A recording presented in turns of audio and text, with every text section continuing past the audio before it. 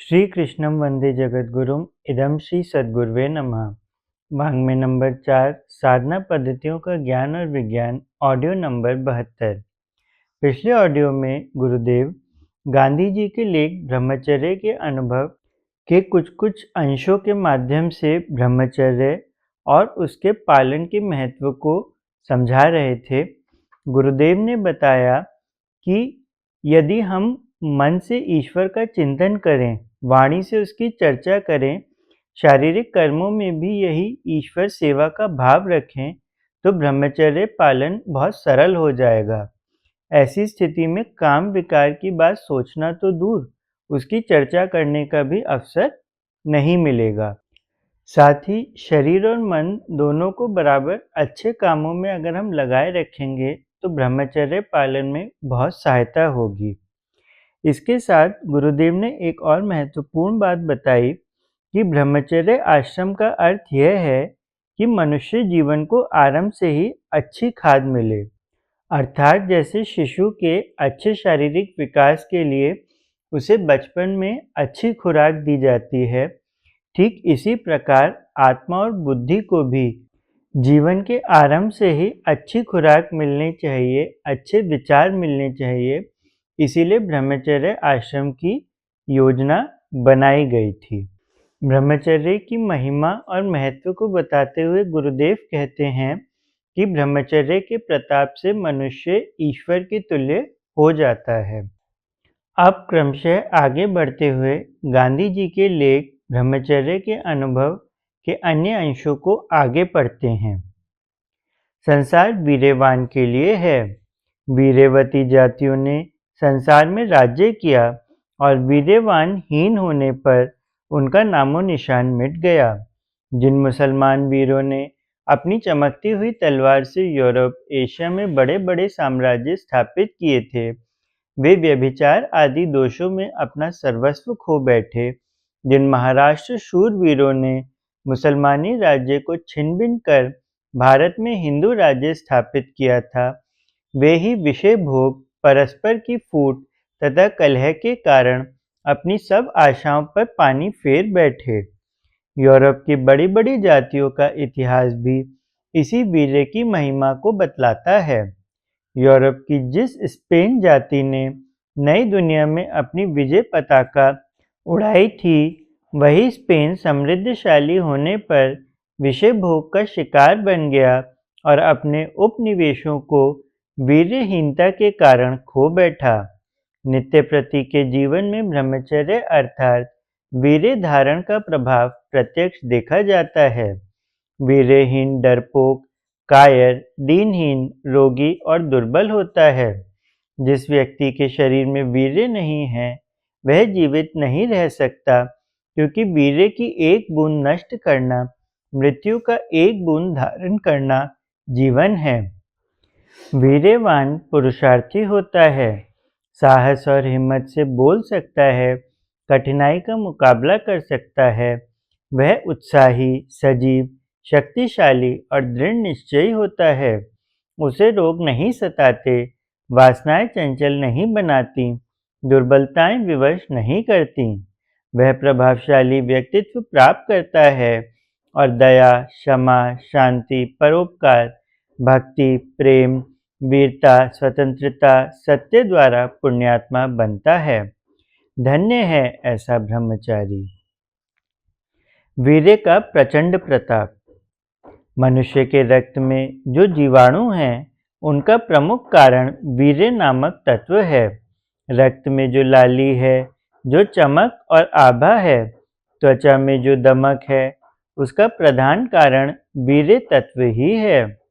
वैदिक शास्त्र में वीर्य को मनुष्य का सार तत्व माना है। हमारे भोजन से रक्त और रक्त से एक नियत मात्रा में वीर्य की उत्पत्ति होती है। आयुर्वेद का मत है, भोजन के पचने से रस, रस से रक्त, रक्त से मांस, मांस से मेद, मेद से अस्थि, अस्थि से मज्जा और मज्जा से वीर्य उत्पन्न होता है। रस से लेकर मज्जा तक धातु 5 रात दिन और 1.5 घड़ी तक अपनी अवस्था में रहती है, तत्पश्चात 30 दिन रात और 9 घड़ी में रस से वीर्य बनता है। साधारणतः 40 सेर खुराक से 1 सेर रक्त बनता है और 1 सेर खून से 2 तोला वीर्य बनता है। एक मनुष्य मास में 1 मन से अधिक भोजन नहीं खा सकता। इस प्रकार 2 तोला वीर्य 1 मास की कमाई है, जो मूर्ख और नासमझ लोग एक ही बार में नष्ट कर डालते हैं। विशेषज्ञों के अनुसार 40 ग्राम आहार से 1 बूंद रक्त और 40 बूंद रक्त से 1 बूंद वीर्य तैयार होता है। रासायनिक रूप से वीर्य में खट तथा फास्फोरस की मात्रा अधिक होती है और ये दोनों जीवन तत्व शारीरिक पोषण के लिए अत्यंत आवश्यक हैं। प्रारंभिक 15 वर्ष तक प्रकृति अपने नियंत्रण से वीर्य एकत्रित करती है। किशोरावस्था तक पहुँचते-पहुँचते वीर्य पकने लगता है और पुरुष में बाह्य तथा आंतरिक परिवर्तन प्रारंभ हो जाते हैं। अंडकोशों से बहिस्राव भी प्रारंभ हो जाता है। अंडकोशों के अंतःस्राव से पुरुष में पुरुषत्व प्रकट होता है। ब्रह्मचर्य का अभिप्राय शरीर क्रिया विज्ञान की दृष्टि से इन जनन ग्रंथियों को स्वस्थ रखना है। जनन ग्रंथियों में जीवन बढ़ता रहता है। इसके संयम से आयु और स्वास्थ्य दोनों को लाभ होता है। यदि इन ग्रंथियों का अंतःस्राव होता रहे और शरीर में खपता रहे, तो शरीर के अंगों का विकास होता है। वीर्य को नष्ट करने वाला नरकगामी होता है। जीवन भर रोगी, अभाग्यशाली और दुखी रहता है। वीर्य अत्यंत अनमोल वस्तु है। इसी के संचय से मनुष्य देवता बनता है। वीर्य के अभाव से मनुष्य की प्रत्येक प्रकार की उन्नति रुक जाती है। वीर्य चारों पुरुषार्थों का मूल है, मुक्ति देने वाला है। प्रकृति चाहती है कि वीर्य के द्वारा मनुष्य को दृढ़, मजबूत और पुरुषार्थी बनाए, मेधा शक्ति की अभिवृद्धि करे, दीर्घ जीवन, उत्साह, स्वास्थ्य प्रदान करे, आत्मा को बलवान बनावे। 25 वर्ष की आयु तक वीर्य कच्चा रहता है, किंतु इसके अनंतर जो वीर्य पकने लगता है, मनुष्य अपने आप को जीवन शक्ति से पूर्ण समझता है। जो व्यक्ति मन, वचन, काया से दृढ़तापूर्वक ब्रह्मचर्य पालन करता है, उसी का वीर्य परिपक्व होता है। अंग अंग सौंदर्य से परिपूर्ण हो उठते हैं।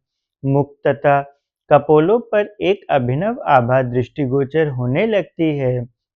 वीर्य की परिपक्वता से पूर्व उसका अपव्यय करने से युवक आजीवन अकर्मण्य, पौरुषहीन और हीनत्व की भावना ग्रंथि से पूर्ण बनता है। वीर्य एक ऐसी पूंजी है जिसे बर्बाद कर आप बाजार में खरीद नहीं सकते, जिसके अपव्यय से आप ऐसे गरीब बनते हैं कि प्रकृति तक आपके ऊपर दया नहीं करती, आरोग्य लुट जाता है, आयु क्षीण हो जाती है। आपको एक नियमित प्रमाण में ही वीर्य की पूंजी मिलती है। यह भी आपके अपने संयम, पाचन, भोजन, व्यायाम का परिणाम होता है। इसके लिए आपको स्वयं मेहनत करनी होती है। कोई आपको यह पूंजी उधार नहीं दे सकता। दया करके कोई यह अमूल्य पदार्थ आपको दान नहीं दे सकता। इसकी भिक्षा नहीं मांगी जा सकती। अतः सावधान, अपनी संचित पूंजी को संभाल कर खूब सावधानी से व्यय कीजिए। वीर्य नाश कर मृत्यु की परेशानी की ओर, रोग शोक की ओर ना जाइए। वीर्य रक्षा द्वारा धन, मान, पद, प्रतिष्ठा, गृहस्थ, बुद्धि, वैभव, दीर्घायु, संपन्नता का आनंद प्राप्त कीजिए। शारीरिक, मानसिक, सामाजिक, आध्यात्मिक जिम्मेदारियां उठाने के लिए ब्रह्मचारी बनिए। हिंदू धर्म के आदि ग्रंथ वेद भगवान का कथन है कि वीर्य रक्षा करने से अकाल मृत्यु नहीं होती। जो मनुष्य शरीर में अनुपम वीर्य का संचय करता है, वह दीर्घजीवी होता है। आयुर्वेद के आदि ग्रंथ चरक संहिता में ब्रह्मचर्य को सांसारिक सुख का साधन ही नहीं, मोक्षदाता भी बतलाया है।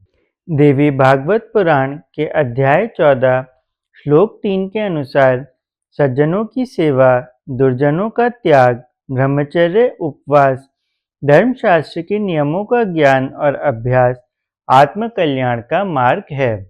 अब से 2500 वर्ष पहले भगवान बुद्ध ने घोषित किया था, भोग और रोग साथी हैं और ब्रह्मचर्य आरोग्य का मूल है। श्री गुरु गोविंद सिंह ने कहा है कि इंद्रिय संयम करो, ब्रह्मचर्य पालो, इससे तुम बलवान और वीर्यवान बनोगे।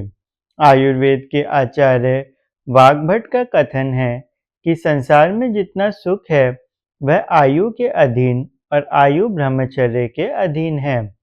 हठ योग प्रदीपिका में लिखा है कि मनुष्य जब ऊर्ध्व रेता अर्थात ब्रह्मचारी रहता है तब तक अकाल मृत्यु का भय नहीं होता। छांदोग्योपनिषद में लिखा है कि एक तरफ चारों वेदों का उपदेश और दूसरी तरफ ब्रह्मचर्य, यदि दोनों को तोला जाए तो ब्रह्मचर्य का पलड़ा वेदों के उपदेश के पलड़े के बराबर रहता है। योग तत्वोपनिषद में कहा है कि जब तक वीर्य स्थिर रहता है तब तक मनुष्य को काल का भी भय नहीं रहता। भीष्म पितामह का कथन है कि तीनों लोक के साम्राज्य का त्याग करना, स्वर्ग का अधिकार छोड़ देना, इससे भी उत्तम कोई वस्तु हो तो उसको भी छोड़ देना, परंतु ब्रह्मचर्य को भंग ना करना। भगवान धन्वंतरि ने उपदेश दिया था कि जो शांति, कांति, स्मृति, ज्ञान, आरोग्य और उत्तम संतति चाहता हो, उसे संसार के सर्वोत्तम धर्म अर्थात ब्रह्मचर्य का पालन करना चाहिए। इस प्रकार वेदों से लेकर मध्यकाल तक के समस्त धर्म ग्रंथों ने ब्रह्मचर्य से होने वाले अपार लाभों और उसे नष्ट करने दुष्परिणामों का स्पष्ट रूप से वर्णन किया है और लोगों को उपदेश दिया है कि यदि वे अपने लौकिक और पारलौकिक जीवन को सार्थक बनाना चाहते हैं तो ब्रह्मचर्य का अवश्य पालन करें। आयुर्वेद शास्त्र के महान आचार्यों ने भी जब श्रेणियों के मनुष्यों को चेतावनी दी है कि यदि वे अपने स्वास्थ्य और आरोग्य को स्थिर रखते हुए सुखी जीवन व्यतीत करने के इच्छुक हैं तो प्रयत्नपूर्वक वीर्य रक्षा करें।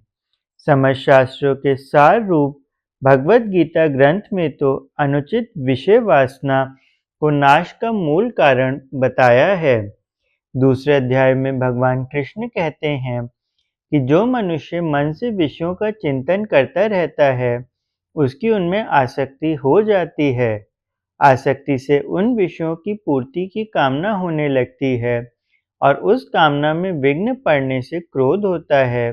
क्रोध से मूढ़ भाव उत्पन्न होता है। मूढ़ता से स्मरण शक्ति भ्रमित हो जाती है। इससे बुद्धि अर्थात ज्ञान शक्ति का नाश होता है और वह व्यक्ति ही नष्ट हो जाता है।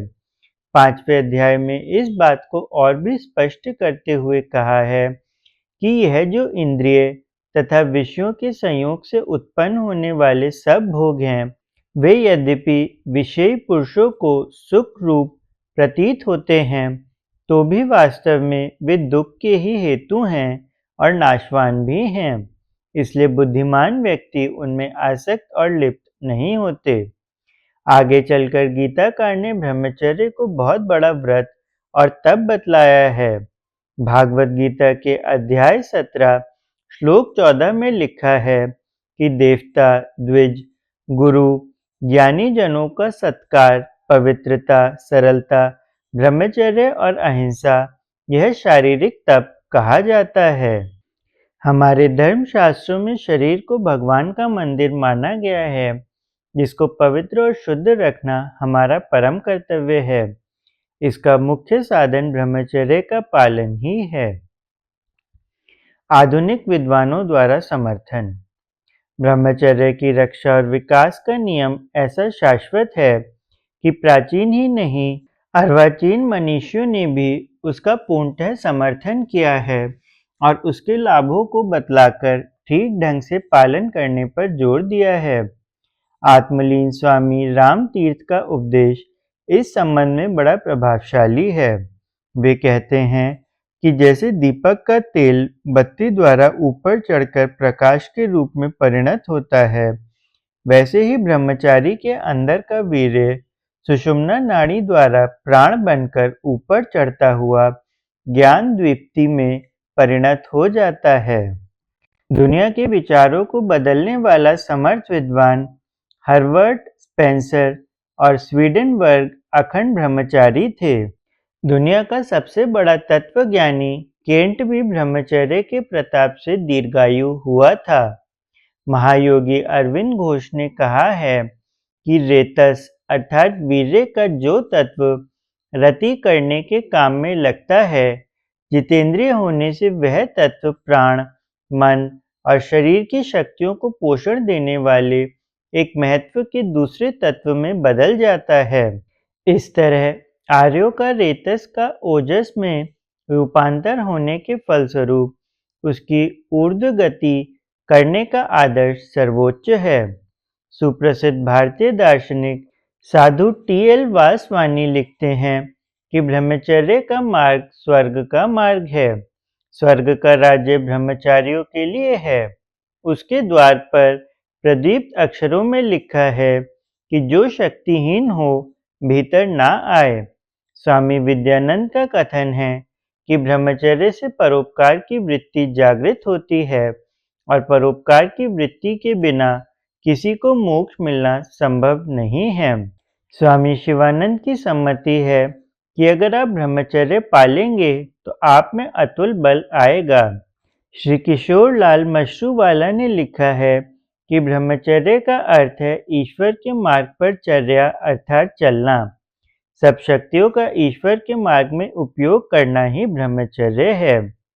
स्वामी अभयानंद ने कहा था कि अगर आपको ब्रह्मचर्य रूपी शक्ति प्राप्त हो जाए तो ऐसी कोई वस्तु नहीं है जो आपके हाथ में नहीं आ सकती। प्रोफेसर कृष्ण राव ने कहा है कि अचिंत्य और अद्भुत पराक्रम करने के लिए तमाम अनुपम मानसिक तथा शारीरिक शक्तियाँ, प्रशंसनीय सद्गुण और दीर्घ आयु केवल ब्रह्मचर्य के प्रताप से ही प्राप्त कर सकते हैं। जैसा विनोबा भावे ने कहा है कि यद्यपि विदेशों में ब्रह्मचर्य को धार्मिक रूप नहीं दिया गया है, तो भी वहाँ संयमी जीवन व्यतीत करने वालों का सर्वथा अभाव नहीं है। वहाँ के विद्वानों ने भी शारीरिक दृष्टि से ब्रह्मचर्य के महत्व को स्वीकार किया है और उसकी बड़ी प्रशंसा की है। प्रसिद्ध जीवशास्त्री डॉक्टर क्राउन एमडी ने लिखा है कि ब्रह्मचारी यह नहीं जानता कि व्याधिग्रस्त दिन कैसा होता है। उनकी पाचन शक्ति सदा नियमित रहती है। उसको वृद्धावस्था में भी बाल्यावस्था जैसा ही आनंद आता है। डॉक्टर लेटसन एमडी ने कहा है कि प्रजोत्पादक तत्व अर्थात वीर्य में जीवनी शक्ति का आश्चर्यकारक समूह रहता है। उसकी रक्षा करते रहने से शरीर क्षीण नहीं होता। जब इस तथ्य का शरीर में शोषण होता है, तब उसकी जीवनी शक्ति में वृद्धि होकर स्वास्थ्य उन्नत होता है, आंखें तेजस्वी होती हैं, चाल स्थितिस्थापक बनती है और शरीर सदा जवान दिखाई देता है। अमेरिका के प्रसिद्ध प्राकृतिक चिकित्सक डॉक्टर बेनेडिक्ट लुस्टा का कथन है कि जितने अंशों तक जो मनुष्य ब्रह्मचर्य की विशेष रूप से रक्षा करता है, उतने अंश तक वह मनुष्य विशेष महत्व का कार्य कर सकता है। प्रोफेसर रॉबसन ने सम्मति दी है कि ब्रह्मचारी की बुद्धि कुशाग्र और विशुद्ध होती है, उसकी वाणी मोहक होती है, उसकी स्मरण शक्ति तीव्र होती है, उसका स्वभाव आनंदी और उत्साही होता है। डॉक्टर गोल एमडी का मत है कि ब्रह्मचर्य से आध्यात्मिक शक्ति मिलती है। शरीर में वीर्य के संचय से और व्याप्त हो जाने से दैवी शक्ति में अद्भुत वृद्धि होती है।